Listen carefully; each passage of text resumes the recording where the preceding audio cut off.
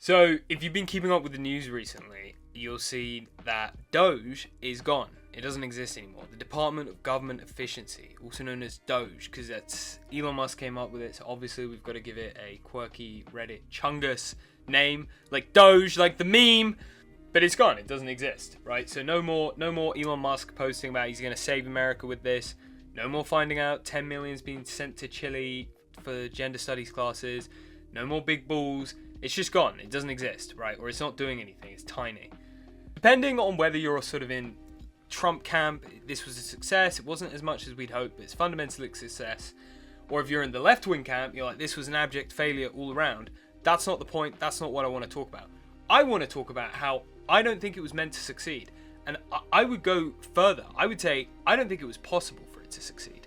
Normally when people say this, oh, it was never going to work, they don't really know what they're talking about. They're saying along the lines of, well, the American government's just too big, it's too monolithic, there's too many people, we just can't get a handle on it. And there's probably some truth to that, but that's not what's going on, I don't think. I think there's something more that isn't being spoken about, and I'm not seeing being publicly spoken about that much. Okay, so a lot of the ideas that I want to talk about comes from a book called Super Imperialism by Michael Hudson. Now, the book is controversial and it challenges a lot of the mainstream economic analyses of the United States.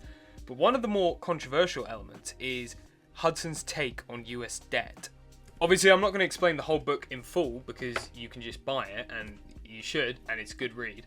But I want to just give you the brief overview. Traditionally, empires worked by lending money out, right? So if you're an empire, you've got fat stacks of cash, you're going to lend that to other countries. You're going to lend that to your dominions. You're going to lend that to your colonies. Once the borrower receives that money, they are forced to buy the empire's exports because that's the only place that the currency is accepted, right? So that's a double win for the empire because it means they're getting interest payments that exceed the original loan value, but it also boosts their domestic industry. If Britain lends Portugal £1 billion or whatever, currency equivalent, Portugal can only spend those pounds in the British market. So British industry is boosted from having lent that money out. So you're probably thinking, well, the US is the world's main superpower now, so it's probably doing that to other countries. No! It's not. And I'm going to explain. The US flipped the whole system on its head, right? Instead of being the creditor, it became the debtor. So instead of lending out loads of money, it runs up massive deficits. Right? And this is actually important. It's doing this on purpose. It's probably worth explaining how debt actually works, national debt. The US government will issue, $10 billion worth of treasury bonds, right? Other countries will buy those treasury bonds for dollars, and they'll get the treasury bonds, and the US government will pay interest on that loan. So US government says, here's $1 billion worth of treasury bonds. Britain, do you want to buy them? Britain goes, sure, they buy them, and the US government keeps paying them interest. The American government then uses that money to fund a lot of the American internal economy. So high wages, the military, government welfare, government jobs, federal contracts, you name it. So much money is just basically being poured into the American economy from top down, right? This is as trickle down as it gets, right? The American government just pour this money into the country. And now America it never pays that money back. Right, because let's say it's paying whatever amount of interest to Britain for having bought these treasury bonds, America just sells them more, right? So you're probably thinking, well, why does a country like Britain or China or France or Germany, why do they keep buying them? And it's a good question, and there is an answer.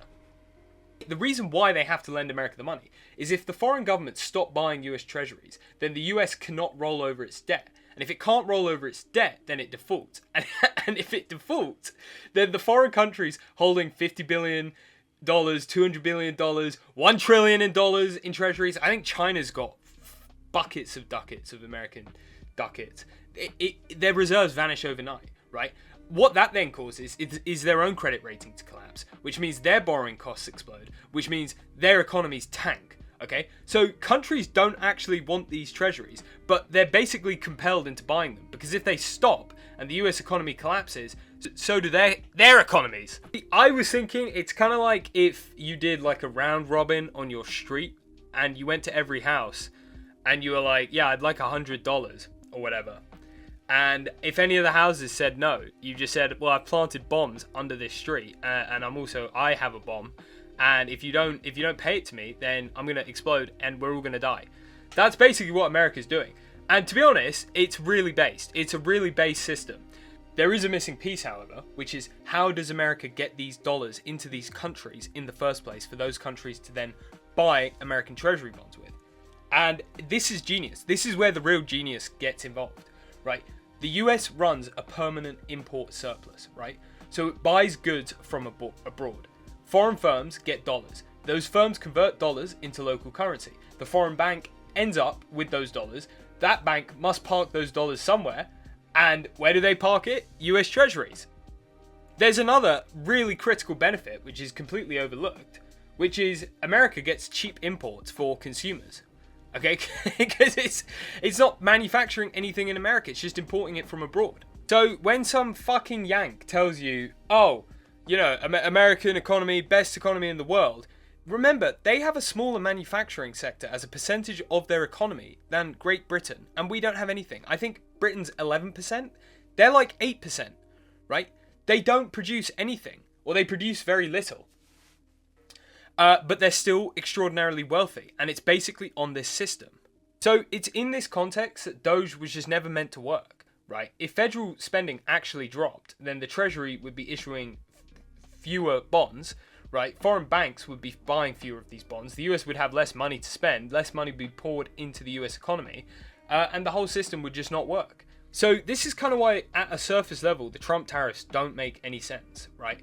If Trump actually succeeded in shrinking imports massively, or balancing it out, then fewer dollars would be going abroad, foreign banks would be holding fewer dollars, which means fewer treasuries get bought, which means US deficits become harder to finance, and the whole system breaks.